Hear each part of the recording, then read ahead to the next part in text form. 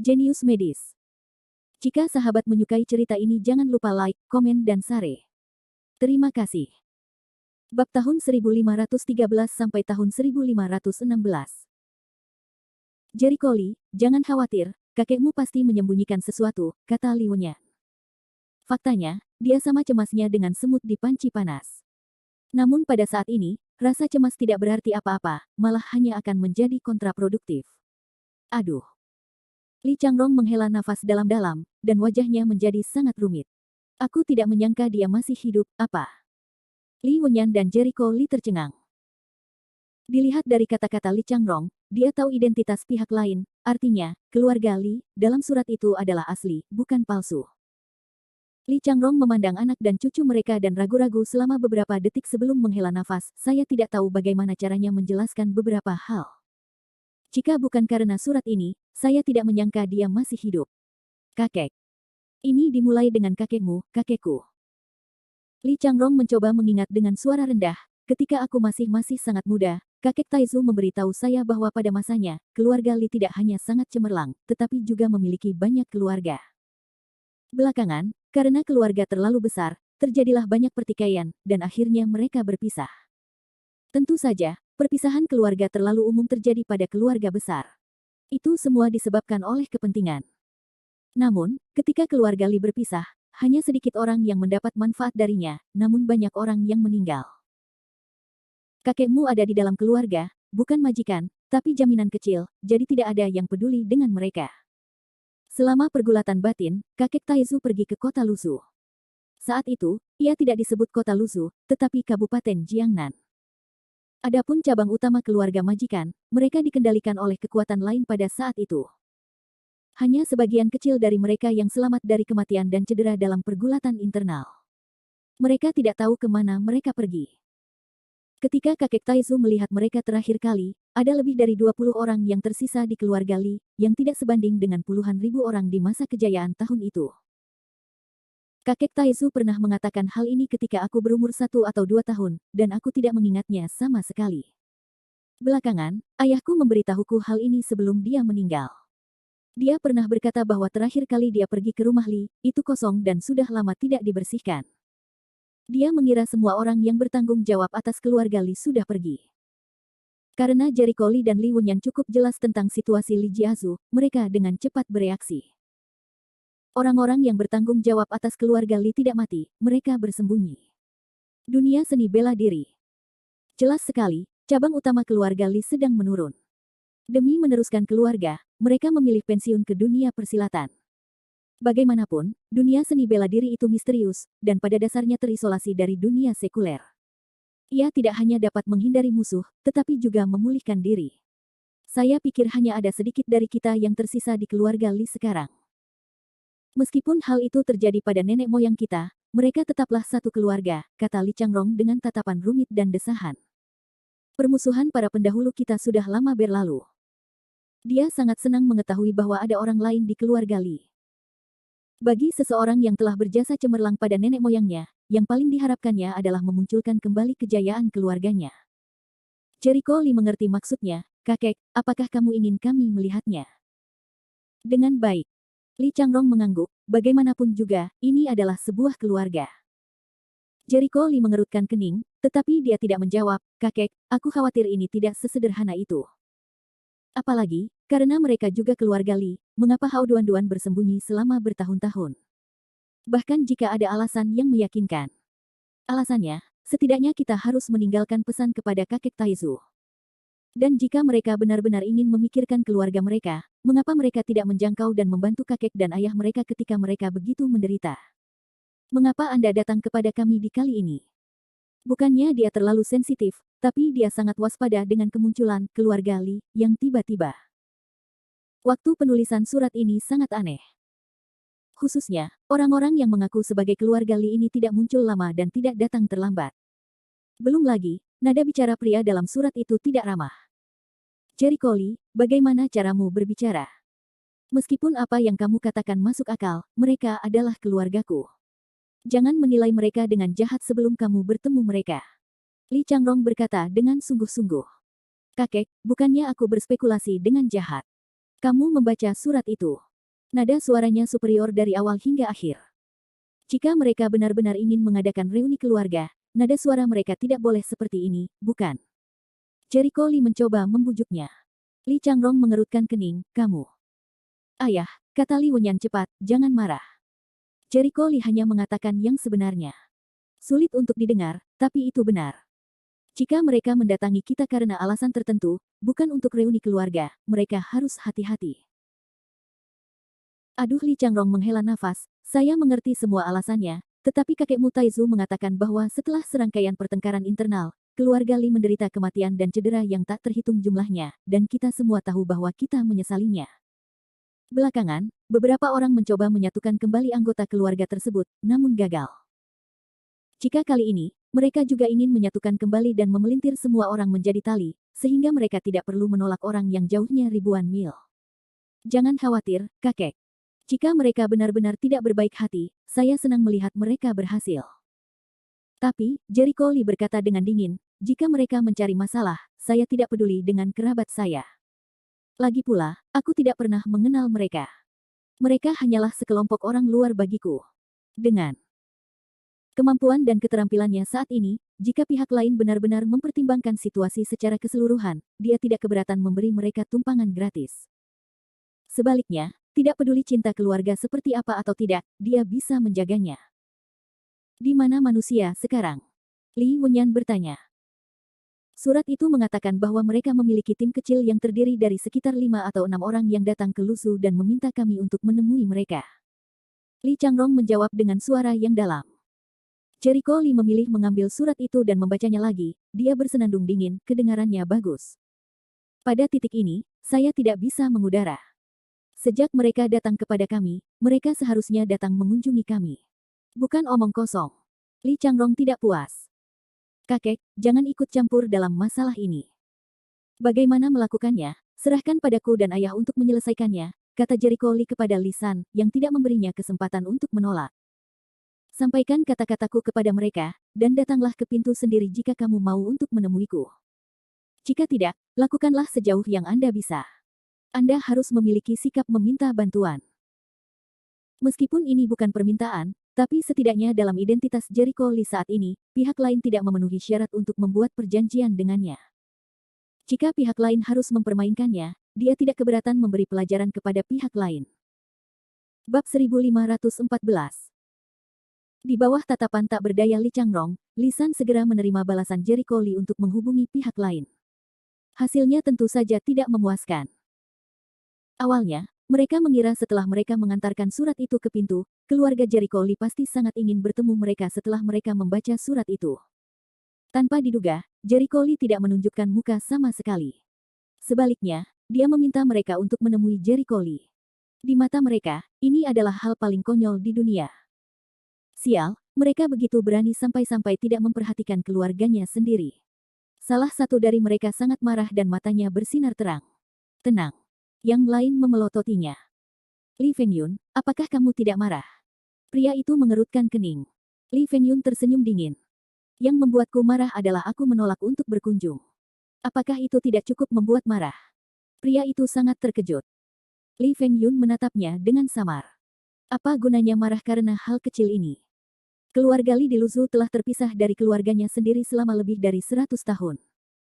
Tidak peduli seberapa baik hubungan mereka, setelah bertahun-tahun, hubungan keluarga mereka memudar. Semua tiba-tiba ada sebuah keluarga yang keluar. Kalau itu kamu, apakah kamu tidak akan berjaga-jaga sama sekali? Pria itu terdiam saat itu juga. Feng Yun benar. Keluarga kami juga menggabungkan beberapa cabang pada awalnya, dan hubungan pada awalnya sangat buruk. Apakah kamu lupa ini? Tentu saja. Li Fenglong mendengus, tapi bukan karena mereka meremehkan ibu kota kita. Li Fenghang mengerutkan kening, berpikir sejenak, dan berkata, saya juga pergi untuk memeriksanya sebelumnya. Bahwa Jericho Lee seharusnya menjadi cucu dari orang tua yang selalu hijau. Dia sangat bangga. Betapapun sombongnya kamu tidak memenuhi syarat untuk menjadi liar di depan kami. Li Fenglong tidak bisa menelan nafasnya sama sekali. Dari mana asal-usulnya? Li Fenghang berpikir sejenak, dia hanyalah seorang pengobatan tradisional Tiongkok. Tampaknya ketika dia belajar di Universitas Kedokteran, dia dikeluarkan dan menyebabkan banyak masalah. Sekarang saya harus tetap magang dalam pengobatan tradisional Tiongkok. Itu saja. Li Fenglong dan Li Fengyun mengerutkan kening pada saat yang sama, sedikit sulit dipercaya. Saya baru berada di sini dalam waktu singkat, kurang dari sehari, dan saya tidak dapat menemukan lebih banyak hal, jelas Li. Saya sama sekali tidak percaya bahwa dia hanyalah pengobatan tradisional Tiongkok, kata Li Fengyun sambil melihat dalam-dalam. Kakak ketiga, kamu terlalu memikirkannya, bukan? Li Fenglong merasa tidak puas dan meremehkan untuk bersenandung, mereka telah terpisah dari keluarga mereka selama bertahun-tahun. Mereka tidak punya apa-apa selain beberapa buku kedokteran yang mereka ambil. Anda tidak tahu betapa miskinnya Tuan Evergreen dulu dan berapa banyak bakat yang bisa dia kembangkan. Dia jelas tidak percaya dengan kemampuan Jericho Lee. Seorang anak yang tumbuh dari keluarganya sendiri adalah orang yang biasa-biasa saja atau hanya sia-sia. Jenius. Itu tidak ada. Li Fengyun meliriknya, bagaimana Anda menjelaskan bahwa mereka tinggal di Villa No. 1 di Taman Yangchun. Kelihatannya bukan tempat tinggal dengan uang. Bukan pengobatan Tiongkok. Setelah orang kuat tertentu disembuhkan, dia secara alami berhak untuk tinggal di tempat seperti itu. Bukankah Feng Hang sudah memeriksanya? Anak laki-laki itu dikeluarkan dari sekolah. Saya dapat dengan mudah mengetahui bahwa dia telah menyinggung orang yang berkuasa. Sekarang dia telah menyembuhkan orang tersebut, dia secara alami akan mendapat manfaat. Li Fenglong menerima begitu saja. Dua orang sekaligus mengerutkan kening, ingin membantah, tetapi juga merasa bahwa ucapannya masuk akal. Faktanya, mereka datang ke Lusu pada hari pertama hari ini. Jika mereka diberi cukup waktu untuk menyelidikinya, mereka tidak akan pernah sampai pada kesimpulan yang terburu-buru. Tidak peduli dari sudut pandang mana, anak itu hanya beruntung. Dia harus mengandalkan beberapa keterampilan medis. Li Fenglong bersenandung dengan bangga, mencemooh dan menghina, mereka sudah terlalu lama meninggalkan keluarga, dan mereka tidak tahu bahwa kita sudah lama meninggalkan pengobatan. Cara pengobatannya lucu. Li Fengyun memelototinya. Itulah cara nenek moyang memasuki Tao dengan obat. Anda sendiri tidak bisa pergi ke sini. Jangan bicara omong kosong. Jika Anda membiarkan mereka berada di sini, Anda mungkin harus merokok. Yah, mereka tidak ada di sini. Li Fenglong mengerutkan bibirnya dan berkata, ketika saya tidak tahu apa itu obat, itu mungkin hanya gertakan. Saya belum pernah melihat beberapa orang dalam keluarga berhasil. Sebaliknya, kakek Taizu menemukan cara baru dan mengambil jalan seni bela diri yang murni, yang membuat keluarga tersebut terbebas dari situasi kemiskinan. Sekarang, dia juga keluarga terkenal nomor 1. Li Fengyun mengerutkan kening, tapi dia tidak membalas. Faktanya, sejak Li Xuanwu, nenek moyang keluarga Li, mendirikan sekolah Suanyi dengan mempraktikkan pengobatan dan seni bela diri, itu selalu menjadi ajaran leluhur keluarga Li. Tapi dia meninggal di Li Xuanwu. Usai pertarungan di arena itu, keluarga Li menderita banyak korban jiwa. Warisan keluarga Li rusak, dan keluarga pun turun tajam. Belakangan, dengan menurunnya keluarga tersebut tidak lagi menganut prinsip pengobatan, tetapi di bawah kepemimpinan nenek moyang yang sudah tua, mereka beralih ke pencak silat yang utuh. Dengan cara ini, keluarga Li akhirnya terbebas dari kesulitan, setelah puluhan tahun penyembuhan, telah tumbuh menjadi keluarga besar. Meski tidak bisa dibandingkan dengan masa kejayaan ratusan tahun yang lalu, namun hal itu merupakan hal yang sangat besar dibandingkan dengan keluarga pada umumnya. Kini, selain generasi tua, ada beberapa orang di keluarga tersebut yang berpegang teguh pada prinsip perawatan medis. Tidak ada generasi muda yang mempercayai hal ini. Dengan kata lain, keluarga Li saat ini bukanlah keluarga medis sama sekali, dan tidak ada yang terlibat dalam pekerjaan yang berhubungan dengan medis.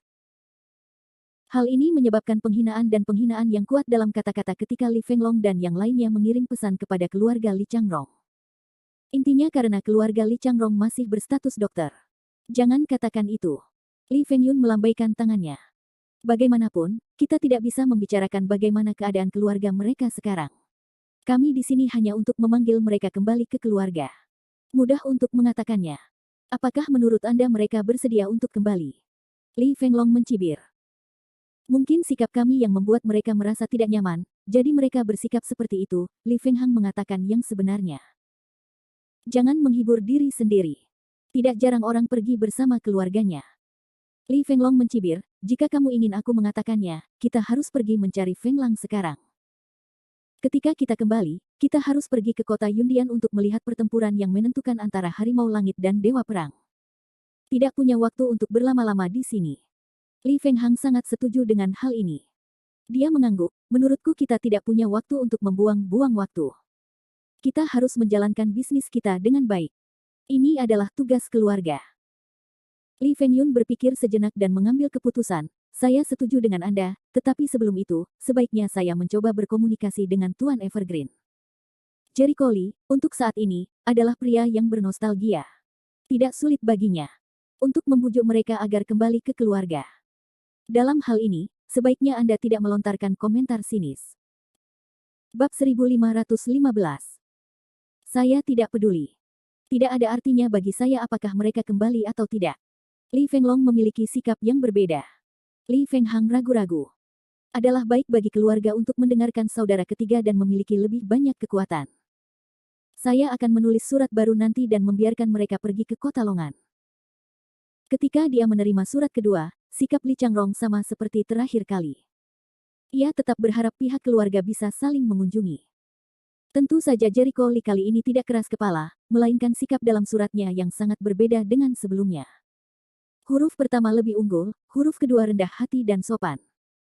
Siapapun yang memiliki mata dapat melihat bahwa surat ini ditulis oleh orang lain. Di bawah nasihat baik Li Changrong, Jericho Lee juga harus berkompromi. Dia lebih memedulikan perasaan kakeknya daripada Li Fengyun dan yang lainnya. Kakek, kali ini kamu tinggal di rumah, aku akan pergi sendiri. Kata Jericho Lee. Bagaimana bisa? Jarang ada anggota keluargaku yang datang. Lagi pula aku harus menemuinya. Li Changrong menggelengkan kepalanya dan menolak. Kakek, kamu sudah tua dan kesehatannya buruk. Terlebih lagi, orang-orang yang datang ke sini semuanya adalah anak muda. Apa yang akan kamu lakukan? Aku terlalu mengagumi mereka. Jericho Lee tidak ingin merasa rendah diri satu sama lain. Itu berbeda. Apa yang dikatakan sebuah keluarga?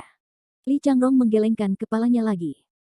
Kakek, kamu terlalu membebani keluarga. Hanya karena Anda berat pada keluarga bukan berarti orang lain menghargai Anda.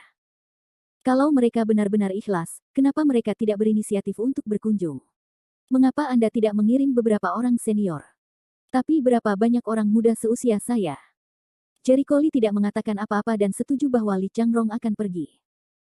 Awalnya, dia bersedia menyerah, yang merupakan batas maksimal yang bisa dia toleransi. Dia tidak ingin memberikan satu inci pun kepada pihak lain. Kamu anak. Li Changrong sedikit tidak puas, tapi dia tahu apa yang dikatakannya masuk akal dan tidak tahu harus berbuat apa. Ayah, Jericho Lee benar. Jika Anda menghargainya lagi, orang lain tidak akan menghargai Anda. Bukankah wajahmu panas dan pantatmu dingin? Selain itu, jika mereka benar-benar peduli dengan cabang kita, mereka tidak akan peduli meskipun kita mengirim seseorang dengan santai.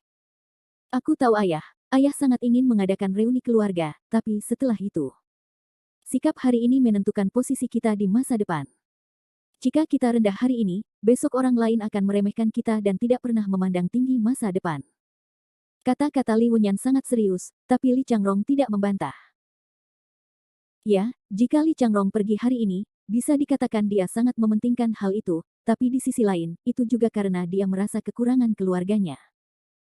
Jika anggota keluarga saya punya otak dan bisa membedakannya dengan baik, jika tidak bisa, mereka akan membencinya di kemudian hari. Melihat wajah Li Changrong, Jericho Lee merasa lega. Bagaimanapun, Li Changrong masih dibicarakan. Aku akan pergi kali ini. Ayah, kamu juga tidak ingin pergi.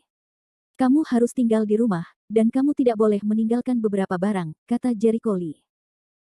Li Wenyan mengangguk, Anda dapat yakin untuk pergi, saya akan mengatur semuanya, dan saya akan memberitahu Anda segera setelah ada kemajuan. Ayah dan ibu, aku akan memintamu untuk menjaga kakekku. Jangan khawatir. Aku akan menjaga keluargaku kali ini. Kamu tidak perlu khawatir. Setelah itu, Jericho Lee meninggalkan rumah dan menjelaskan situasinya kepada Chang Xuande. Keluargamu. Chang Xuande terkejut. Ya, sepertinya orang-orang yang sudah lama berpisah dari nenek moyangnya datang menemui kita kali ini. Jericho Lee melontarkan beberapa komentar sederhana, namun tidak memberikan banyak penjelasan mendalam. Chang Xuande sangat menyadari nada dinginnya. Dia tertawa, kamu mau minta izin kan? Tidak apa-apa. Tidak apa-apa kalau aku di rumah sakit. Dan kamu tidak perlu lari ke sini setiap 2 atau 3 hari. Kamu yang pertama mengambil bagian dalam ujian. Saya mengerti. Terima kasih, Tuan. Jericho Lee berkata dengan penuh terima kasih. Pergilah, Chang Xuande menepuk pundaknya. Jericho Lee baru saja hendak pergi, dan Mo Lingyan bergegas datang. Jericho Lee, apakah kamu akan bertemu seseorang? Bagaimana Anda tahu? Jericho Lee tercengang. Aku baru saja mendengarnya di halaman. Aku ikut denganmu. Angsa liar Mo Ling berkata dengan tergesa-gesa. Apa yang akan kamu lakukan? Orang-orang yang datang ke sini. Jericho Lee baru saja membuka mulutnya untuk menjelaskan. Mo Lingyan memotongnya, aku tidak peduli siapa orang-orang itu. Aku tidak bisa mendengar mereka. Aku tidak menyukai mereka, dan bahkan merasa sedikit jijik. Kali ini aku akan melihat siapa yang berani membuatmu marah. Jika mereka membuatmu marah, mereka membuatku marah. Jericho Lee tidak bisa tertawa atau menangis, tapi juga sedikit terharu dalam hatinya. Baiklah, ayo pergi bersama. Angsa liar Mo Ling langsung tersenyum bahagia. Tuan, saya juga minta izin. Baiklah, ikutlah. Hati-hati dalam perjalanan, kata Chang Xuande sambil tersenyum. Kota Longan dekat dengan Provinsi Huizhou, antara kota Luzhu dan kota Chuanzhong. Dibutuhkan 5 atau 6 jam berkendara dari kota Luzhu, yang jaraknya tidak terlalu jauh. Dalam perjalanan, Jericho Lee, mereka menetapkan lokasinya di kota Longan. Ya, ada apa? Mo Lingyan mengerutkan kening dan berpikir sejenak sebelum berkata, saya ingat Longan bukanlah tempat yang baik, apalagi akhir-akhir ini tidak damai. Berita apa yang kamu dapat? Jericho Lee berkedip.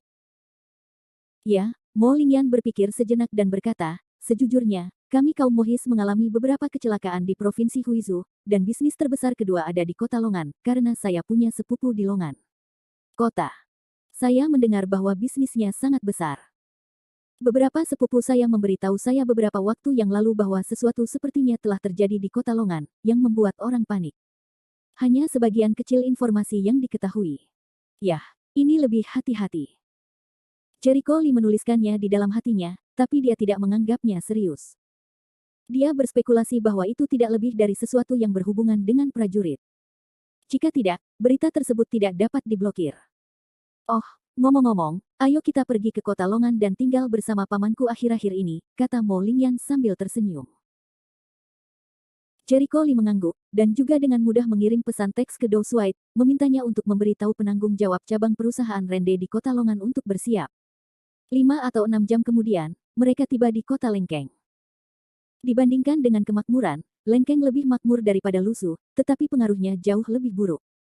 Kekuatan keseluruhan tidak sebaik Luzhu. Menurut teman-teman saya, ada beberapa keluarga terkenal di daerah ini. Saya tidak tahu banyak tentang situasi spesifiknya. Kamu bisa bertanya pada pamanmu nanti. Dalam perjalanan, Mo Lingyan juga sempat bercerita singkat tentang situasi kota Longan. Mobil itu memasuki kota dan sampai ke komunitas kelas atas di dekatnya. Seharusnya dekat sini. Saya sudah beberapa tahun tidak ke sini. Bangunan di sini tidak seperti ini sebelumnya. Saya akan menelepon dulu untuk mengonfirmasi. Mo Lingyan mengangkat telepon dan siap meminta seseorang untuk menjemput mereka. Ke atas. Tepat setelah panggilan telepon, 2 sosok datang dari jauh. Lingyan. Mendengar sebuah suara, angsa liar Mo Ling dengan cepat menoleh untuk melihat, segera mengintip warna gembira, terlalu bagus, temui orang kami yang akan datang. Saudari King Luan. Bab 1516. Menunggu seseorang mendekat, Jericho Lee melihat 2 wanita muda yang agak mirip dengan Mo Lingyan. Lingyan, Mo King Luan maju dan meraih tangan Mo Lingyan, aku sudah menunggumu di sini pagi-pagi sekali. Aku tahu kamu tidak tahu jalannya. Terima kasih. Banyak yang berubah di sini, kata Mo Lingyan sambil tersenyum sambil menatap wanita lain di sampingnya. Sister Caixian, bagaimana kabarmu akhir-akhir ini? Mo Caixian memotong pinggangnya, tak perlu dikatakan lagi, ada begitu banyak orang yang mengejarku sehingga aku tidak bisa mengurus pekerjaanku setiap hari. Oh, pacar yang lain. Bukan itu yang kubilang, saudari Caixian, kamu seperti ini. Orang lain berpikir. Mo Lingyan sedikit terdiam. Mo Caixian kemudian teringat bahwa ada orang lain di sampingnya. Wajah cantiknya diwarnai dengan bekas warna merah. Dia menatap Mo Lingyan dengan wajah pucat dan berkata, aku bercanda. Ayo pergi. Ayo pergi ke rumahku dulu. Karena perjalanan masih panjang, beberapa orang naik bus terlebih dahulu. Lingyan, apakah ini pacarmu? Mo King Luan memandang Jericho Lee dengan rasa ingin tahu. Angsa liar Mo Ling berwajah kecil tanah merah, R.A. Mo Qingluan membalikkan bibirnya dan tidak mengucapkan sepatah kata pun. Dia merasa meskipun temperamen pria itu baik-baik saja, penampilannya tidak begitu tampan dan biasa-biasa saja, dan dia tidak melihat betapa menariknya pria itu di mata wanita. Kenapa Mo Lingyan begitu bersemangat saat menyebut Jericho Lee di telepon? Bahkan dikatakan dia berinisiatif mengejar Jericho Lee. Awalnya, Mo Qingluan mengira Jericho Lee adalah tuan muda dari keluarga kaya. Setidaknya dia adalah tuan muda dari ibu kota. Kontrasnya sangat besar. Saya tidak tahu apa yang dipikirkan Mo Lingyan. Mo Chaixian tidak banyak berpikir. Dia berkata sambil tersenyum, dia sangat tampan dan kuat. Besar. Saya tidak melihatnya. Mo Qingluan diam-diam menutup mulutnya, tetapi karena dia duduk di barisan belakang, Jericho Lee dan Mo Lingyan di barisan depan tidak memperhatikan ekspresinya. Setelah berkendara beberapa saat, saya sampai di komunitas kelas atas terdekat. Keluar dari mobil, beberapa orang di sebuah gedung. Rumah ini tidak besar. Dia tinggal di sini di Xiaosu pada waktu biasa. Dia duduk di bangku sekolah menengah pertama, jadi kami biasanya datang dan menatapnya. Kami tidak bisa membiarkan dia keluar dan bermain-main. Mo Chaixian berkata sambil tersenyum begitu dia memasuki pintu. Yah, tidak heran aku tidak melihat siapapun di ruangan itu. Tampaknya kondisi kehidupan telah meningkat pesat sejak bisnis ini dimulai. Terkadang mereka tidak khawatir tidak punya tempat tinggal, jawab Mo Chaixian sambil tersenyum. Bagaimana dengan Xiaosu? Apakah kamu belum kembali dari sekolah? Mata Mo Lingyan menyapu sekeliling ruangan. Coba kulihat, Mo Chaixian mengeluarkan ponselnya dan melihat waktu. Sudah hampir jam 7. Diperkirakan dia akan segera sampai di rumah. Biasanya dia tidak bersekolah. Kami semua menatapnya. Klik. Saat dia mengatakan itu, pintu terbuka dan seorang remaja berusia sekitar 18 tahun masuk. Begitu dia masuk ke kamar dan melihat orang-orang di seluruh ruangan, dia tertegun lalu berkata dengan terkejut, "Kakak, apakah ada tamu yang datang?" "Tamu macam apa yang tidak kamu kenal?" Mo Qingluan memberinya tatapan pucat. "Sepupu." Mo Qingzu tertegun, lalu berbalik untuk melihat, dan segera mengenali Mo Lingyan, sepupu Lingyan. "Itu kamu." Dia dengan cepat meletakkan tas sekolahnya dan berlari. Dia memandang Mo Lingyan dengan rasa ingin tahu, "Saudari Lingyan, kamu benar-benar semakin cantik." "Oh, lihat apa yang kamu katakan, kami tidak cantik." Alis Willow Mo Qingluan berdiri. Naik. "Kakak, kamu juga cantik, hihi," kata Mo Qingzu. Dia tahu bahwa saudara perempuannya selalu mengagumi kecantikan Mo Lingyan. "Hampir sama," kata Mo Qingluan. Mo Qingzu memandang Mo Lingyan, "Saudara perempuan Lingyan, bagaimana kamu bisa datang ke kota Lengkeng?" "Saya belum pernah ke sini selama beberapa tahun. Hari ini, saudara perempuanku menelepon dan mengatakan bahwa kamu akan datang. Itu membuatku ketakutan." Sesuatu terjadi, Mo Lingyan ragu-ragu dan tanpa sadar menatap Jericho Lee. Mo Qingzu memperhatikan Jericho Lee, berkedip, berpikir selama beberapa detik dan berkata, "Apakah ini sepupuku?" Wajah cantik Yingling angsa liar memerah. Jericho Lee mengatakan bahwa dia sangat puas. Ya, anak laki-laki itu sedang dalam perjalanan dan menerima 5 poin pujian. Ya. Oh, itu urusan sepupuku di sini, bukan? Otak Mo Qingzu berubah sangat cepat. Banyak mulut, Mo Ling angsa putih bermata satu. Hei, itu tebakan. Tetapi jika Anda tidak ingin membicarakannya, saya tidak akan bertanya lagi, Mo Qingzu cukup tahu, jadi dia tidak terus bertanya. Setelah mengobrol sebentar, Mo Qingzu masuk ke kamar untuk mengerjakan pekerjaan rumahnya, dan Mo Qingluan bertanggung jawab untuk mengawasi ulasannya. Hanya ada 3 orang yang tersisa di ruangan itu, Jericho Lee, Mo Lingyan dan Mo Chaixian. "Paman, apakah mereka sudah membuat pengaturan?" Mo Lingyan bertanya dengan santai. Peri warna tinta berpikir, mengeluarkan seikat kunci, "Ambillah. Kunci kamar tidur yang mana ini?" Mo Lingyan bertanya lagi. "Tidak," kata Mo Chaixian sambil menggelengkan kepalanya. "Ini adalah kunci menuju Hexiangju." Hexiangju. Angsa liar Mo Lingazeng, reaksi yang sangat cepat datang, apakah sepupu baru-baru ini berinvestasi membuka resor rekreasi di sebelah Danau Cuiming? Ya, itu dia.